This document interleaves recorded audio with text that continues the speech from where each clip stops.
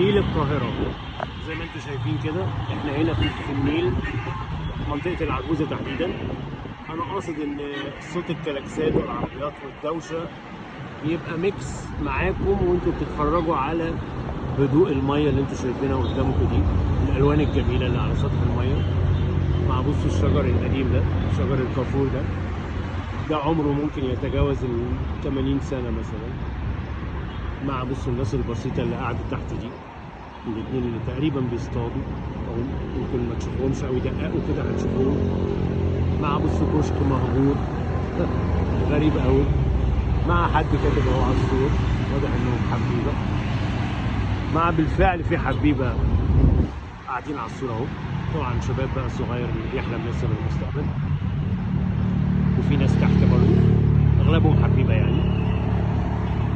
ده النيل بكل متناقضاته في القاهره.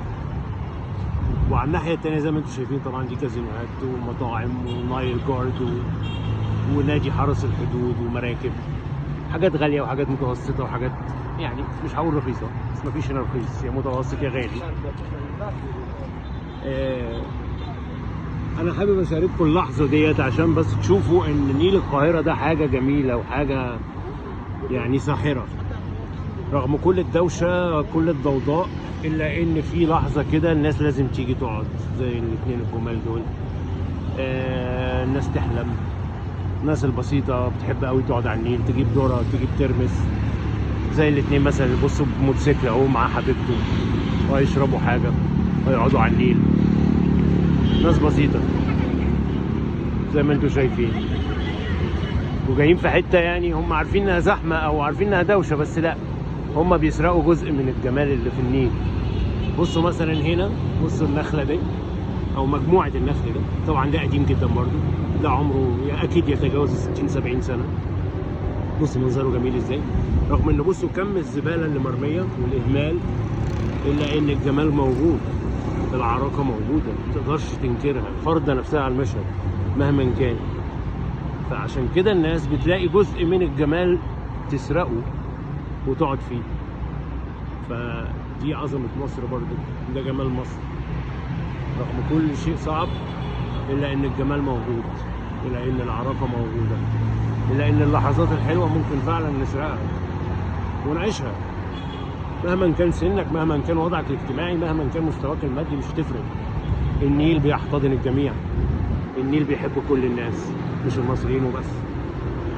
شفتوا؟ ده نيل القاهره، منطقه العجوزه. حبيت اشارككم اللحظه الجميله دي اللي انا حاسس ان هي متميزه، خصوصا ان احنا يعني الحمد لله في اواخر شهر سبتمبر، والجو ابتدى في القاهره يتحول الى حاجه سيمفونيه عذبه جميله رائعه. ريحه النيل مع ريحه الهواء اللي هو شبه ساقع كده ابتدت تبان، وده بيخلي الناس يعني بيشجع الناس انها تنزل تقعد تتفرج على النيل وتعيش لحظات حلوه. فده نيل القاهره في منطقه العجوزه تحديدا. استمتعوا معايا، دي قصه من القصص الحقيقيه عن مصر. انا بعيدا عن الشورتس اللي انا بنزلها بتاعت الافلام والمقاطع من الافلام السينمائيه، على الناحيه التانيه هتلاقوا في الفيديوز حاجات بقى كده، يعني انا باخد مشهد كده معين دقيقتين 3 4 بالكتير، واقعد احكي لكم شويه عنه وافرجكم المصريين بيعملوا ايه، واللي المصريين ما اتغيروش ومش هيتغيروا مهما حصل.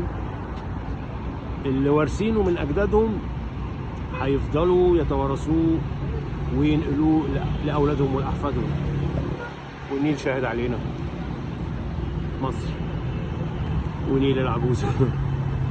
مساءكم جميل.